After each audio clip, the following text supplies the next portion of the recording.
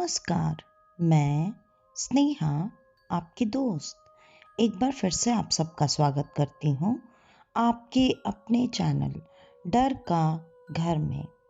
आज जो मैं कहानी आप सबके लिए लेकर आई हूँ, हमेशा की तरह उस कहानी की तरफ आगे बढ़ने से पहले मैं मेरे सारे दोस्तों को दिल से धन्यवाद देना चाहती हूँ। मेरे वो प्यारे प्यारे दोस्त जिनके प्यार और सपोर्ट की वजह से आज मैं यहाँ पर हूँ।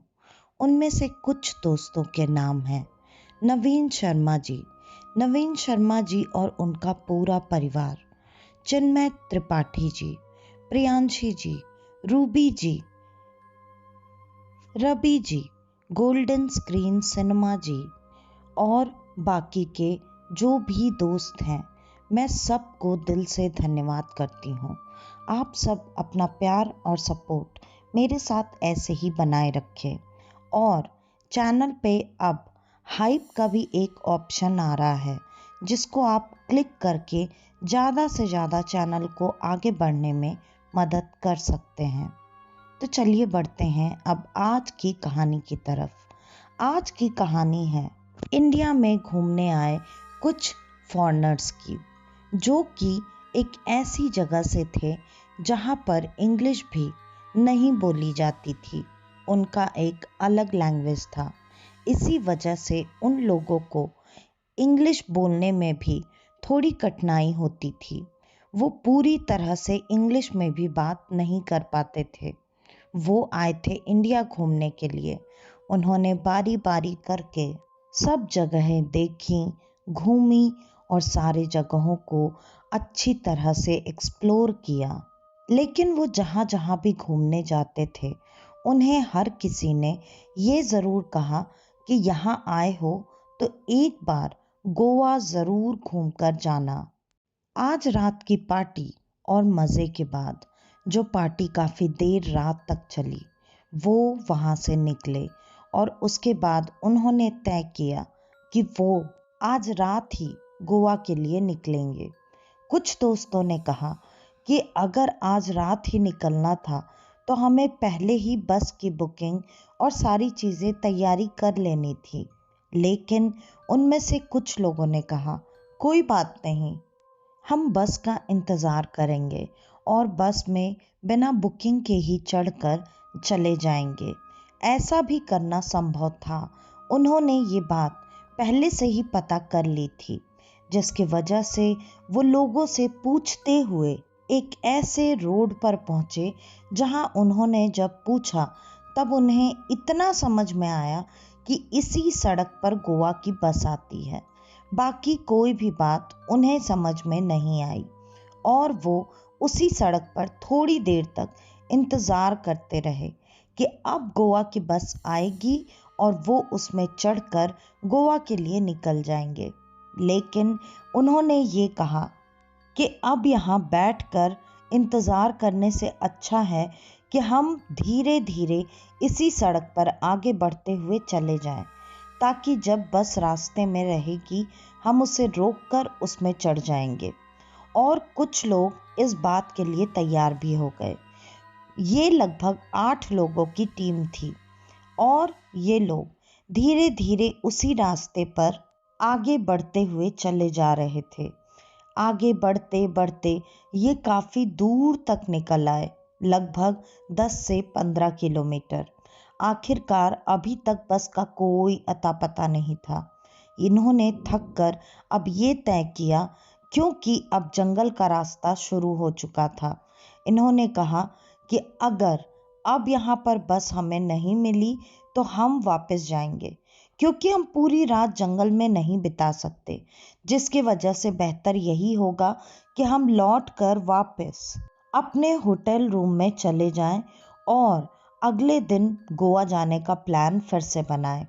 सारे लोग इस पर तैयार हो गए। वो लौट कर जाने ही वाले थे कि तब तक उन्हें सामने से आती हुई 2 लाइट्स नजर आई, जो कि साफ पता चल रहा था कि किसी बड़ी गाड़ी का लाइट है, जिसे देखकर वो लोग वहीं पर खड़े होकर बस का इंतजार करने लगे। बस उनके पास तक पहुंची और पास तक पहुंचते ही अचानक बस की ब्रेक लगी। बस वहां रुक गई। बस में से कंडक्टर बाहर आया और उन लोगों को देखकर उनके ही लैंग्वेज में उसने पूछा, क्यों, तुम लोगों को गोवा जाना है? ये बात सुनते ही उनके चेहरे की खुशी 2 गुनी 3 गुनी हो गई, क्योंकि एक तो वो बस गोवा जाने की थी, दूसरा वो इंसान उनसे उनकी ही लैंग्वेज में बात कर रहा था। ये सुनकर उन्हें काफ़ी अच्छा लगा।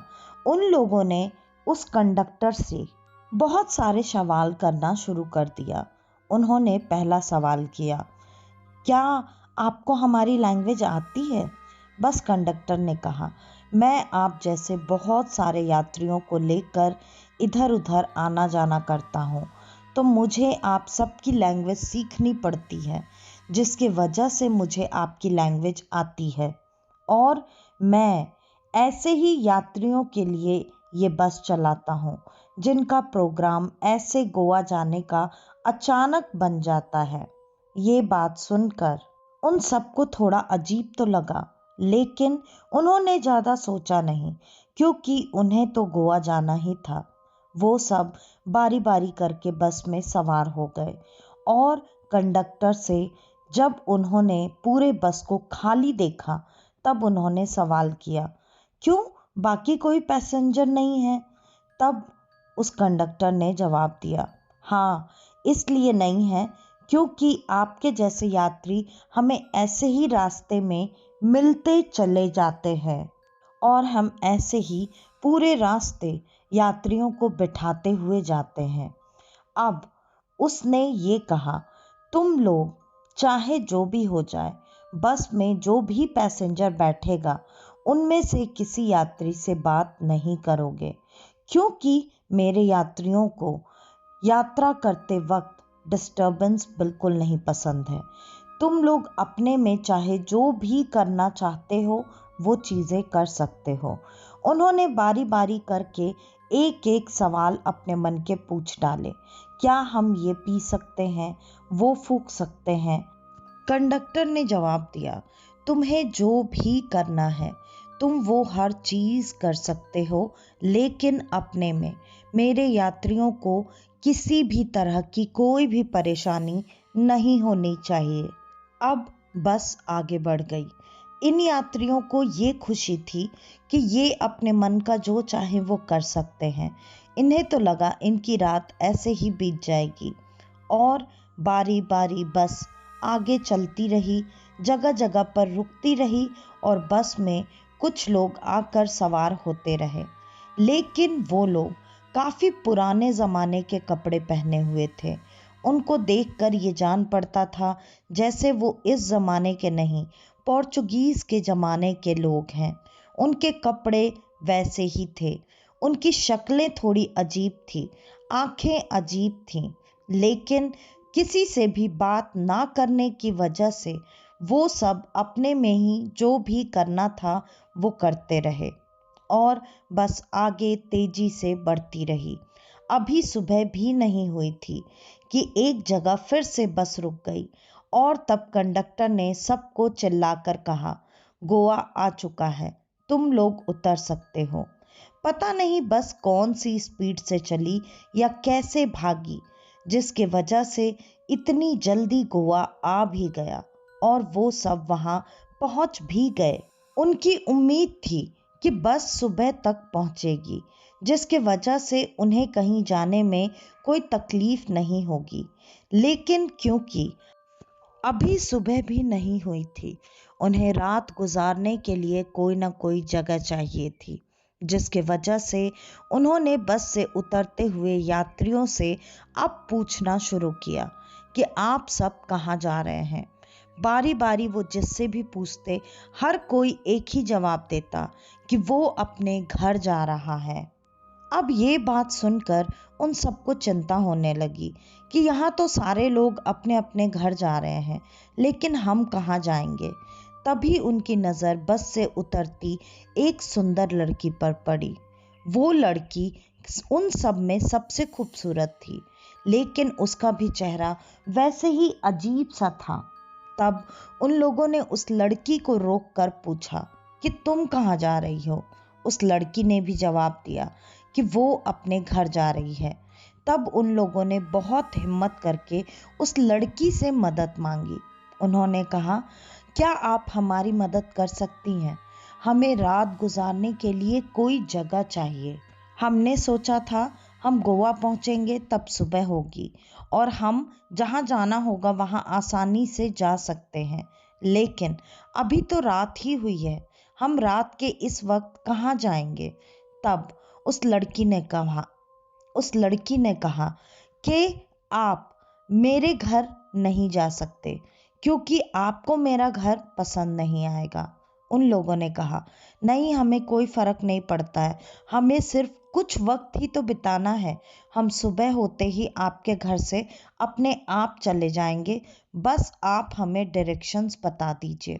वो लड़की काफ़ी देर तक ना ना ही करती रही और ये लोग जोर देते रहे। इनके काफ़ी जोर देने के बाद लड़की ने कहा, ठीक है, मेरे साथ चलो। और वो लड़की के साथ उसके पीछे पीछे उसके घर की तरफ चल पड़े। लड़की ने आगे जाकर एक बड़ा सा गेट खोला और उस गेट को खोलते ही वो एक गार्डन जैसा नजर आ रहा था।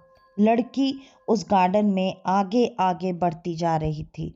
उस गार्डन में रह रहकर सफेद चीज कुछ तो चमक रही थी, लेकिन इन लोगों ने इतना ध्यान नहीं दिया क्योंकि वो लड़की के पीछे चलकर उसके घर जल्दी से जल्दी पहुंचना चाहते थे।